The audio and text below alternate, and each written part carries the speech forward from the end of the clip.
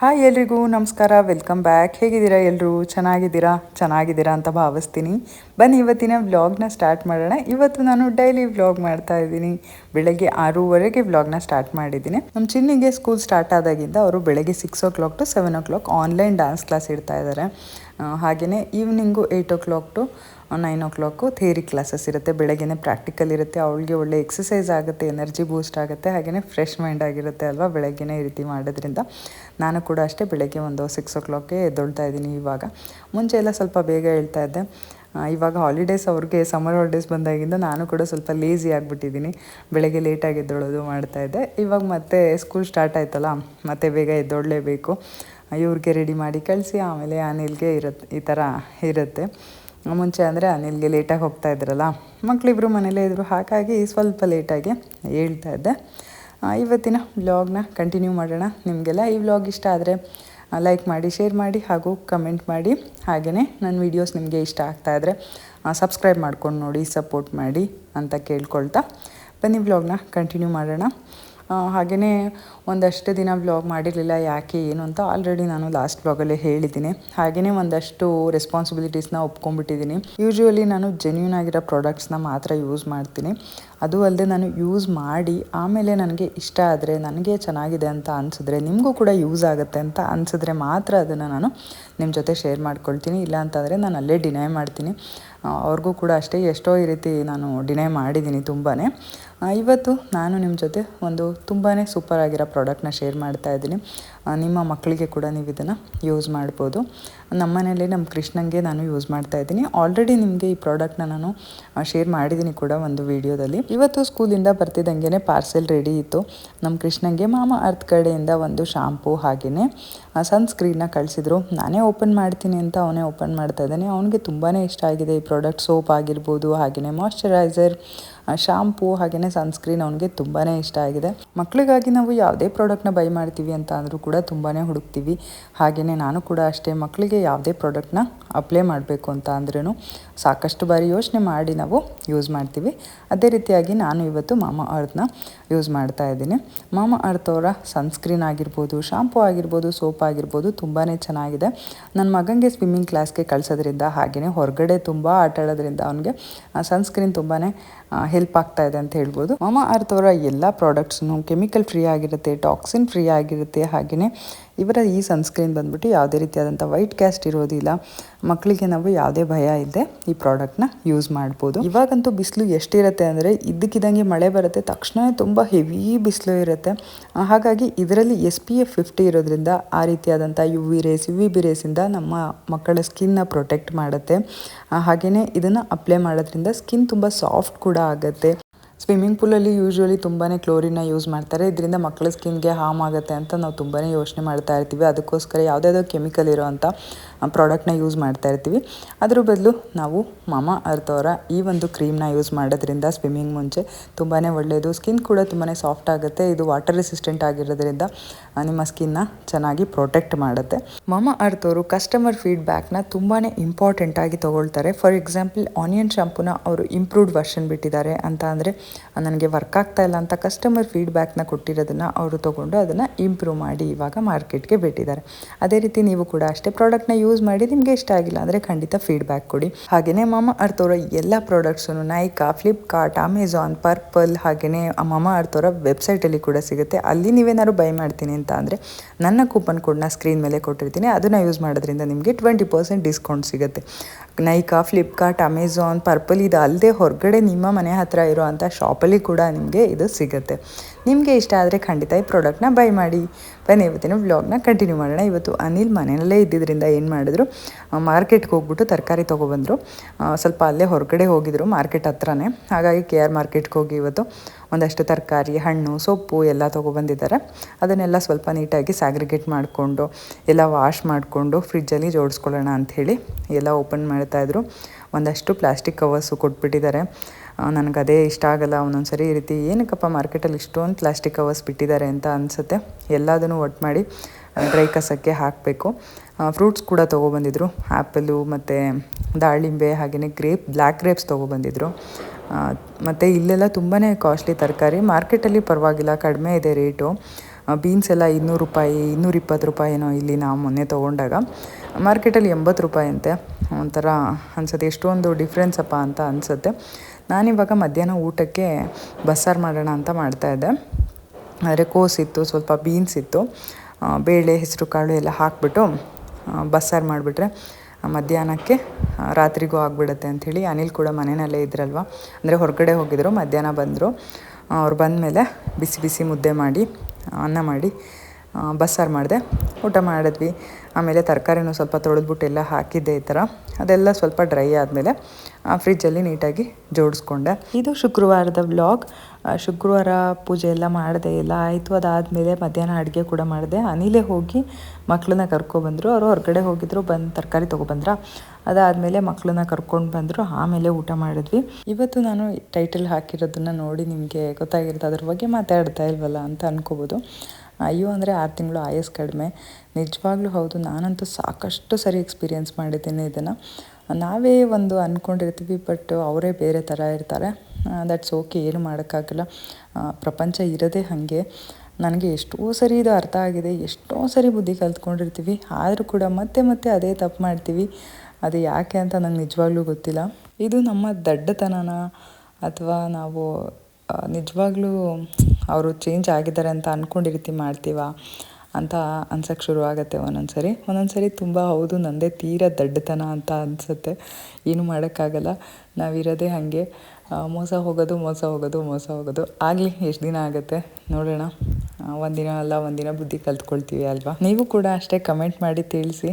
ನೀವು ಯಾರ ಥರನಾದ್ರು ಈ ರೀತಿ ಹೌದು ಅವರು ಮೊದಲು ಹಿಂಗಿದ್ರು ಇವಾಗ ಚೇಂಜ್ ಆಗಿರ್ಬೋದು ಅಂತ, ಅವ್ರ ಜೊತೆ ಮತ್ತೆ ಚೆನ್ನಾಗಿದ್ದು ಮತ್ತೆ ಅದೇ ಎಕ್ಸ್ಪೀರಿಯೆನ್ಸ್ ನಿಮಗೆ ಆಗಿದೆಯಾ ಅಂತ ಹೇಳಿ ಕಮೆಂಟ್ ಮಾಡಿ ತಿಳಿಸಿ, ಓಕೆನಾ. ಅದಾದಮೇಲೆ ಸಂಜೆ ನಾವು ಜ್ಯುವೆಲರಿ ಶಾಪ್ಗೆ ಹೋಗಿದ್ವಿ. ನನ್ನ ತಮ್ಮ ಅವನ ಹೆಂಡತಿಗೆ ಕಾಲುಂಗುರ ತೊಗೋಬೇಕು ಅಂತ ಅಂದ.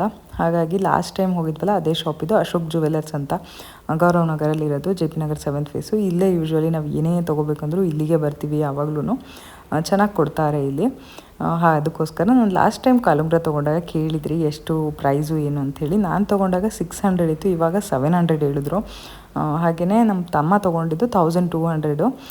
5 ಸುತ್ತಿಂದೇನೋ ತೊಗೊಂಡು, ಅವನು ಸ್ವಲ್ಪ ಜಾಸ್ತಿ ಗಟ್ಟಿ ಇರೋದು ತೊಗೊಂಡ. ನಾನು ತೊಗೊಂಡಿದ್ದು ಬಂದು ಫ್ಯಾನ್ಸಿ ಆಗಿತ್ತು. ಫ್ಯಾನ್ಸಿಯಾಗಿರೋದು 600-700ಗೆಲ್ಲ ಸಿಗುತ್ತೆ. ಹಾಗೆಯೇ ಬರ್ತಾ ಪಾನಿಪುರಿ ತೊಗೊಂಡ ನನ್ನ ತಮ್ಮ, ನಾನು ಪಾವ್ ಭಾಜಿ ತೊಗೊಂಡೆ. ಇಬ್ಬರು ತಿಂದ್ಕೊಂಡು ಬಂದ್ವಿ. ಈ ಕಡೆ ಬಂದರೆ ಹೊರಗಡೆ ಅಂದರೆ ಎಲ್ಲರೂ ಬಂದರೆ ನನ್ನ ತಮ್ಮನ ಜೊತೆ ಟ್ಯಾಕ್ಸ್ ಹಾಕೋದು ಅವ್ನಿಗೆ ಏನಾದರೂ ಕೊಡಿಸು ಅಂಥೇಳಿ. ಹಾಗೆಯೇ ನಮ್ಮ ಗ್ಯಾಸ್ ಸ್ಟವ್ದು ಲಿಂಕ್ನ ಕೇಳ್ತಾಯಿದ್ರಿ. ನಾನು ಅದನ್ನು ಇಲ್ಲೇ ತೊಗೊಂಡಿದ್ದಿಲ್ಲ, ಎದುರುಗಡೆ ಅಂಗಡಿ ಕಾಣಿಸ್ತಾ ಇದೆಯಲ್ಲ ಇಲ್ಲೇ ತೊಗೊಂಡಿದ್ದು. ಮಧ್ವಾ ಸೋಪಹಾರ ಅಂತ ಇದೆ. ಈ ಕಡೆ ಒಂದು ಮಂಗಳೂರು ಸ್ಟೋರ್ಸ್ ಅಂತ ಇದೆ, ಆ ಕಡೆ ಒಂದು ಶಾಪ್ ಇದೆ, ಅಲ್ಲೇ ನಾನು ತೊಗೊಂಡಿದ್ದು. ಆನ್ಲೈನಲ್ಲಿ ತೊಗೊಂಡಿದ್ದಲ್ಲ ಸ್ಟವ್ವು, ಹಾಗಾಗಿ ಲಿಂಕ್ನ ಏನು ಕೊಡೋಕ್ಕಾಗಲ್ಲ. ಗೌರವ್ ನಗರ್ ಬಸ್ ಸ್ಟಾಪ್ ಹತ್ರ ಒಂದು ಅಂಗಡಿ ಇದೆಯಲ್ಲ ಅಲ್ಲಿ ತೊಗೊಂಡಿರೋದು. ಹಾಗೆಯೇ ಇವತ್ತು ನನ್ನ ತಮ್ಮನ ಬರ್ತಡೇ ಇತ್ತು, ಅಂದರೆ ಜೂನ್ 8ನೇ ತಾರೀಕು.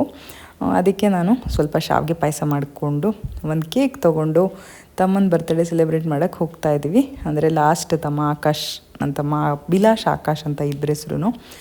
ಇನ್ನೊಬ್ಬ ದೊಡ್ಡವನು, ಅದೇ ಮದುವೆ ಆಗಿದೆಯಲ್ಲ ಅವನು ಅಭಿಲಾಷು, ಇನ್ನೂ ಮದುವೆ ಆಗಿಲ್ಲ ಅವನು ಆಕಾಶು. ಅವನ ಬರ್ತಡೇ ಇವತ್ತು ಜೂನ್ 8ನೇ ತಾರೀಕು. ಅದಕ್ಕೆ ಶಾವಿಗೆ ಪಾಯಸ ಮಾಡಿದೆ, ಬಿಸಿ ಬಿಸಿ ಶಾವಿಗೆ ಪಾಯಸ ಸಖತ್ತಾಗಿತ್ತು. ನೋಡೋದಕ್ಕೂ ಚೆನ್ನಾಗಿತ್ತು, ತಿನ್ನೋದಕ್ಕೂ ಚೆನ್ನಾಗಿತ್ತು. ತುಂಬಾ ಸಿಂಪಲ್ ಇದ್ರೂ ರೆಸಿಪಿ ಏನು ತೊಗೊಳ್ಳಿಲ್ಲ ನಾನು. ಅದಾದಮೇಲೆ ಅನಿಲ್ ಬರ್ತಡೇ ಕೂಡ ಇದೆ ನಾಳೆ. ಅದಕ್ಕೆ ಅವ್ರಿಗೆ ಬಟ್ಟೆ ತೊಗೊಳ್ಳಿ ಅಂತ ಅಂದೆ, ಬೇಡ ಅಂತ ಅಂದರು ಅವರು. ಅದಕ್ಕೆ ಒಂದು ಟೀ ಶರ್ಟ್ ಆದ್ರು ತೊಗೊಳ್ಳಿ ಅಂತ ಅಂದೆ. ಹಾಗೆಯೇ ಅವ್ನಿಗೊಂದು ಟೀ ಶರ್ಟ್, ಅಂದರೆ ನನ್ನ ತಮ್ಮಂಗೊಂದು ಟೀ ಶರ್ಟು, ಇವ್ರಿಗೊಂದು ಟೀ ಶರ್ಟ್. ಪ್ರತಿ ವರ್ಷವೂ ಅಷ್ಟೇ ಇವ್ರ ಬರ್ತಡೇಗೆ ಬಟ್ಟೆ ತೊಗೊಳಕ್ಕೆ ಹೋಗ್ತೀವಲ್ಲ, ಅವ್ನಿಗೂ ಒಂದು ಟೀ ಶರ್ಟ್ನ ತೊಗೊಳ್ತೀವಿ. ಟೀ ಶರ್ಟ್ ಇಲ್ಲ ಶರ್ಟ್ ಏನಾದರೂ ತೊಗೊಂಡು ಹೋಗ್ತೀವಿ.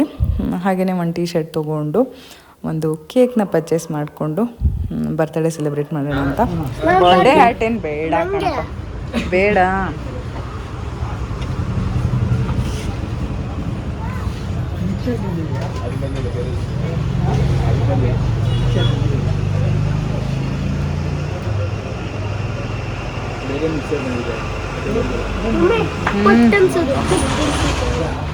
ಏನು ಬೇಡ.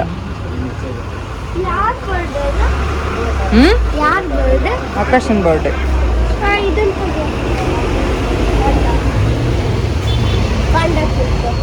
ಪಾಂಡ ಕೇಕ್ ಏನು ಬೇಡ ಕಣ, ಅವನೇನು ಚಿಕ್ಕ ಪಾಪುನೇನೋ ಪಾಂಡ ಕೇಕ್ ಎಲ್ಲ ಕಟ್ ಮಾಡೋಕ್ಕೆ.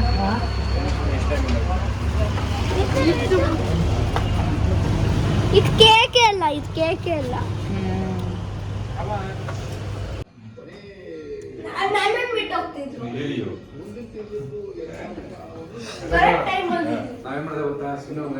ಇಬ್ರು ಹೋಗಿ ಬರೋಣ ಅಂತ ಹೊರಟ್ವಿ.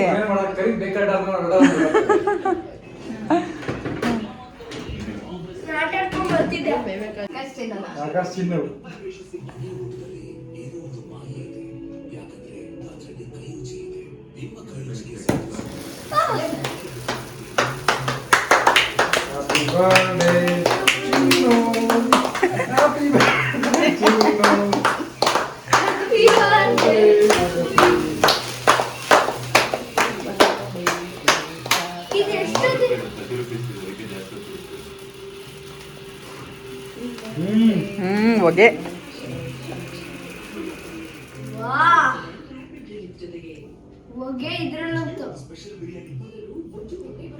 ಮೇಲೆಲ್ಲ ಬಿದ್ದುಬಿಡ್ತಪ್ಪ. ಅದನ್ನೊಂಚೂರು ವರ್ಷಾಕ್ಬಿಡಮ್ಮ, ಆಮೇಲೆ ಇದು ಮಾಡು. ಬಾರು ಕೃಷ್ಣ.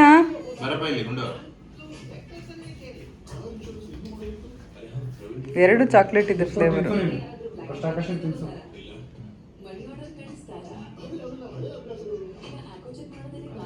ಕೈಯಲ್ಲೇ ತಿನ್ಸ.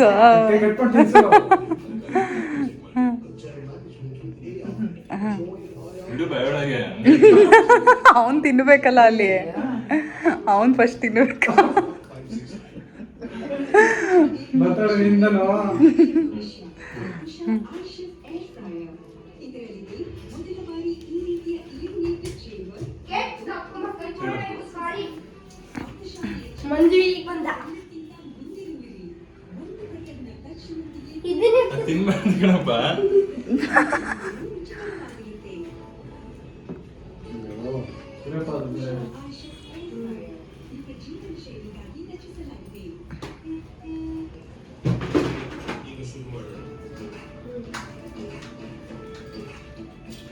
ಸ್ಪೂನ್ ಇಟ್ಬಿಟ್ರೆ ಚೆನ್ನಾಗಿರುತ್ತಂತ.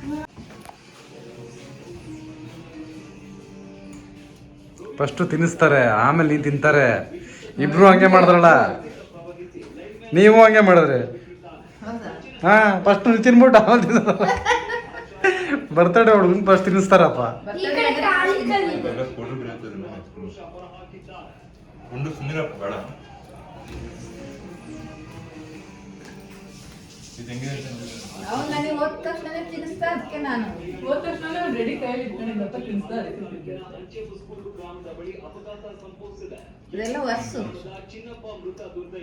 ಕೃಷ್ಣ ಸಾಕಪ್ಪ, ಕೃಷ್ಣ ಏನಣ್ಣ ಆಗಿದೆಯಾ ಅತ್ಲಾಗಿ.